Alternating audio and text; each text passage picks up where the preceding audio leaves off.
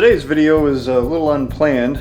I was actually shooting another video on wet sanding paint, and my old faithful ready heater just shut off.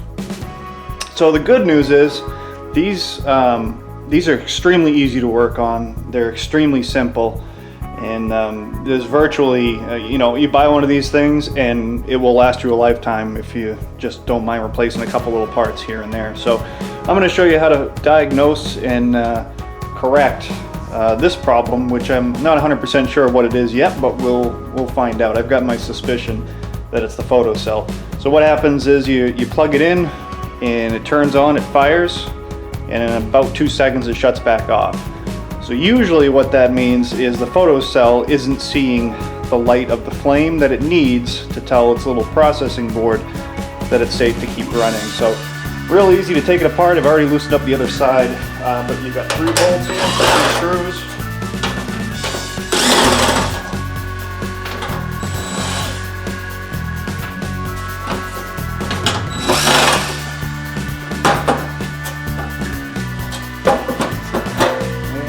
Comes right off. So you have your burning chamber here, you have your motor, and this is just sitting in here. This, you just lift up on it and you can slide it out of the way. And what you have down in the let me get a tighter shot on this. This piece right here is your photocell, and this will just wiggle right out from the holder. We're going to take a look at the processing, the board that that's looking for that signal by removing this plate.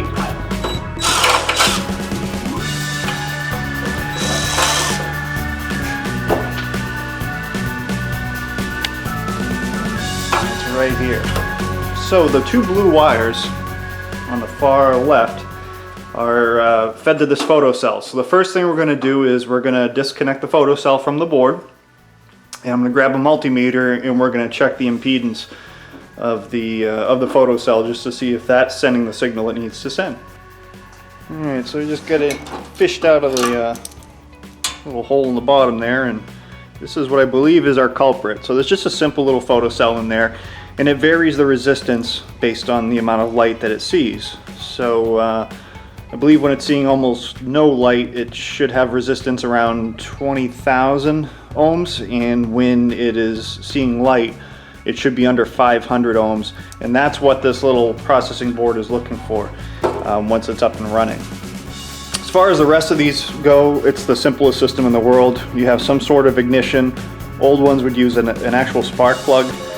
Ooh, eBay. Old ones would use an actual spark plug. The new ones use these little coils that just puts 110 to get the initial flame going. You've got a nozzle here that can get clogged and needs to be cleaned. It's very easy to disassemble, and you can clean those nozzles. You have the little, I don't really know what you would call that. It's what the nozzle screws into, and it's basically a venturi that sucks fuel up based on the air coming out of the compressor on the back side of this pump. Super easy to work on and service. So we'll get the multimeter set up here, and we'll start checking some readings on this guy to make sure that this is our problem.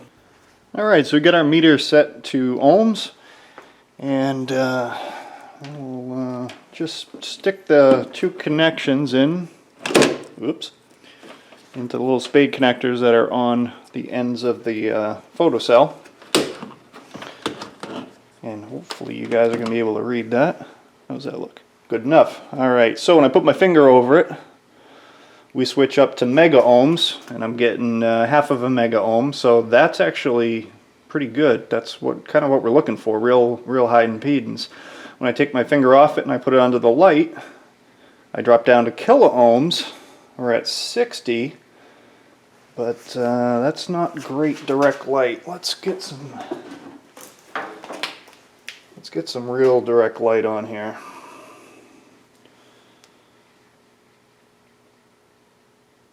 And that drops down to 179, 150 ohms, which actually, that's surprising. That's looks like it's actually working.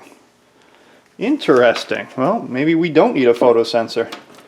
maybe our terminals are a little grimy and we're not getting good contact. Okay, well, you know what? Let's not buying new parts is always a good thing. Let me put this thing back in, clean the terminals a little bit, and see what it does. Alright, so for now I'm not even going to run the wires through the hole. We're just going to kind of loop them up and over and plug them back in. Orientation of these wires doesn't make a difference. This is resistance, it's not a polarity thing, so just make sure we keep our wires out of the way. And make sure our fan's not going to hurt. Yep. Contact.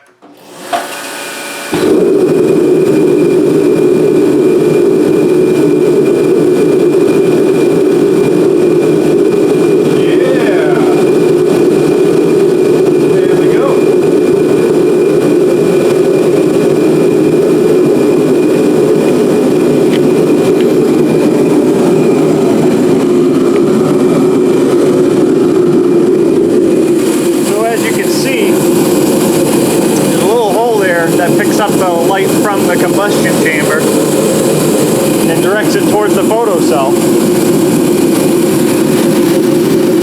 And I'm going to guess that there was just a bad connection here and it was causing higher resistance than it was used to.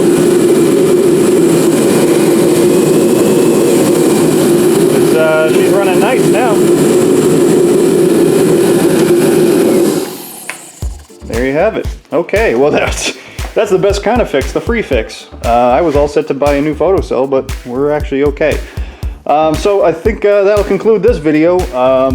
You may not, before you go and replace those sensors, if you're having a problem with this thing not staying running, grab your multimeter. It may save you 30 bucks in not having to replace the sensor just by testing it out. It might just be, like you saw here, just a bad connection, or there may have been just a light film or something on that photocell, which I just wiped with my finger to clean it. So either way, we're back up and running with some heat in the garage in January, which is kind of important.